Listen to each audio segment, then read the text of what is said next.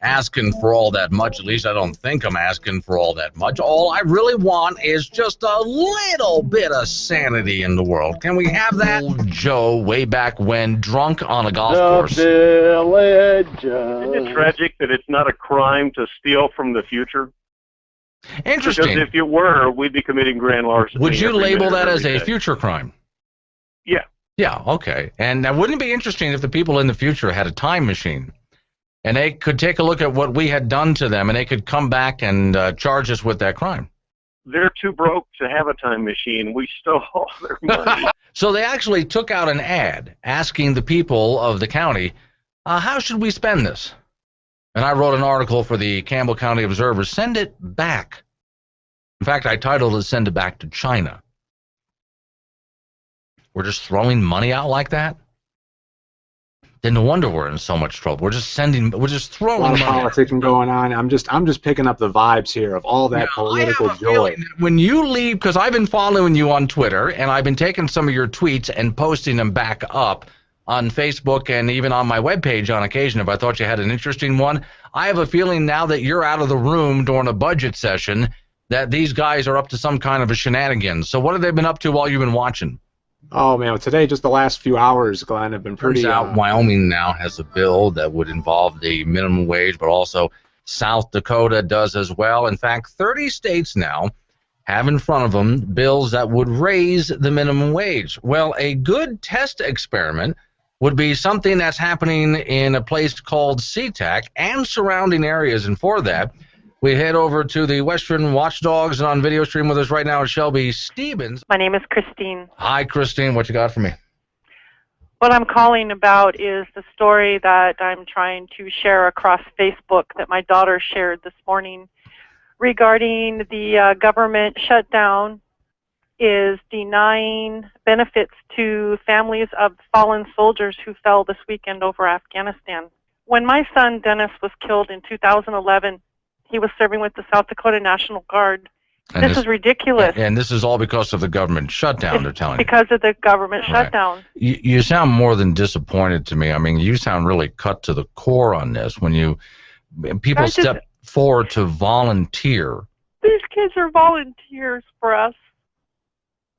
This is not a draft. This is volunteer. How exactly were they defunded? What happened that their families couldn't get benefits for a family member that was killed in action? Well, that's part of what the Department of Defense is claiming, that with the federal government shutdown, that blocking... Now, correct me if I'm wrong, because I've been saying since the whole shutdown started that this really, I've been calling it a fake shutdown, or better yet, a slowdown. Is my number right? About 17% of the federal government is actually shut down? I think that's probably true. I guess I haven't heard that number. We do not currently have an ambassador to France. I'm serious, we don't. Why not?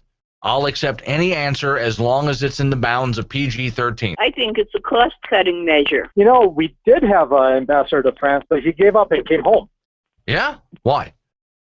Well, because he lived in the French culture. Okay, but the food is so good, but the taxes are so high, so okay.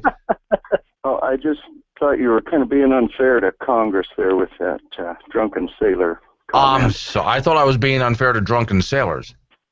Well, see, drunken sailors did have a debt ceiling. It was the bottom of their pocket. Oh! When they were done spending their own money, they had to quit. I just now found out you was on this station, and by golly, I'll be listening to you. Well, I'm glad you found me. Hey, you know why you couldn't get an ambassador to France? No, sir, but I know if anyone has an answer to this, Swede does.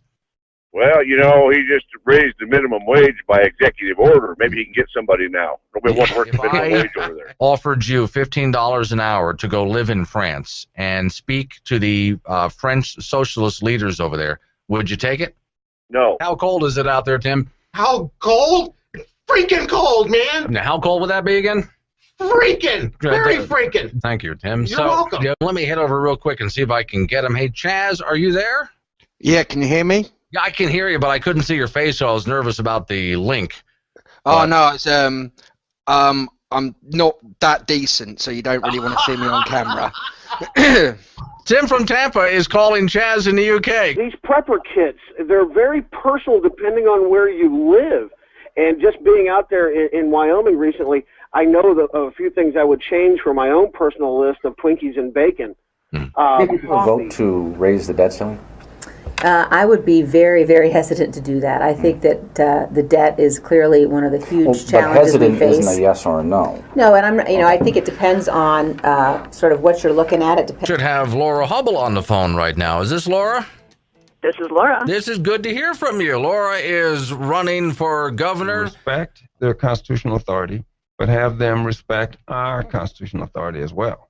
I'm talking with Taylor Haynes, who's running for governor for the state of Wyoming second time around, which means you're going to be running on a Republican ticket this time? Republican. I ran as an independent before because I missed the primary. Okay. So if you're running this time around, I guess that means that you have a problem with Matt Mead sitting in the office of governor. I have a problem with his now administration. the EPA, what is it, Andy? About $75,000 a day? Am I reading that right, that they're trying to fine you? Yes, sir. It's every day that they deem I'm out of compliance is $75,000 a day plus criminal. Tim from Tampa. We sent him a plane ticket to go to Denver, Colorado for the opening of these shops, which we find in the downtown area and throughout Colorado with slight haze in the mile-high city. Tim, Glenn. Yeah. Hey, man, how's it going? I'm standing out here in this strip mall and next to one of these shops, and there's a lot of people here. I hear the lines go around the corner. How's the traffic? Any problems? Any issues out there? They go around the corner, down the block. There's a couple of futons on the side of the road. People are chilling. It's a good time, man. All right. So no trouble though. I mean, I know the police are on the scene. There's extra security, but any problems? No, there was a slight incident earlier. The 7-Eleven next door. They were out of Doritos, but then people dispersed when they realized that there was really nothing to get excited about. There was Cheetos too, so it's all cool. I don't know if this is the altitude here or what, but I'm feeling good. Please give me a suggestion as to what I should put in the pause. Kathleen Sebelius was on a local television station, and they were discussing Obamacare and people signing up for Obamacare.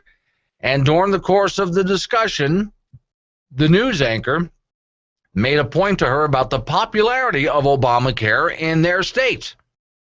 And to which Kathleen Sebelius just sat there in silence and nodded. Each and every day. Yeah, but at least at last check, 64% of Oklahomans aren't buying into the health care plan. They don't like Obamacare, and they've been pretty vocal about it. Now, that's going to be still continue to be a tough sell, but we'll see how that plays out over the coming months.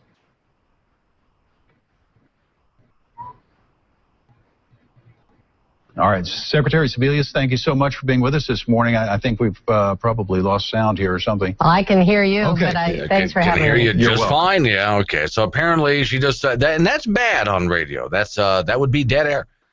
And so I put out there to everybody yesterday, and I did it again today, and I'm going to continue. If you get any suggestions, you just let me know. What should I put in that dead spot? You can't have a dead spot like that. And what was she doing? For those who didn't see the video, she was just sitting there nodding at the camera. That's all she was doing. So, okay, one of the suggestions was the Twilight Zone. So, let's see how that sounds. Yeah, but at least at last check, 64% of Oklahomans aren't buying into the health care plan. They don't like Obamacare, and they've been pretty vocal about it. Now, that's going to be still continue to be a tough sell, but we'll see how that plays out over the coming months.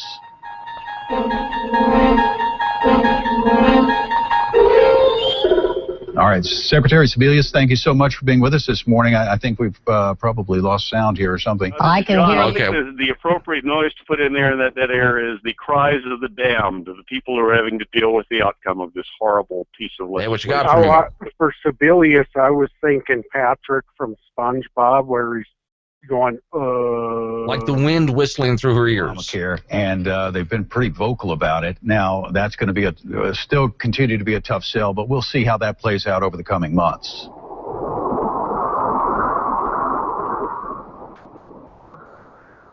All right, Secretary Sebelius, thank you so much for being with us this morning. I think we've probably lost sound here or something. I can hear you. Okay. Yeah, have you heard any of the farting preacher videos or seen any of the farting preacher videos? That and the belching preacher.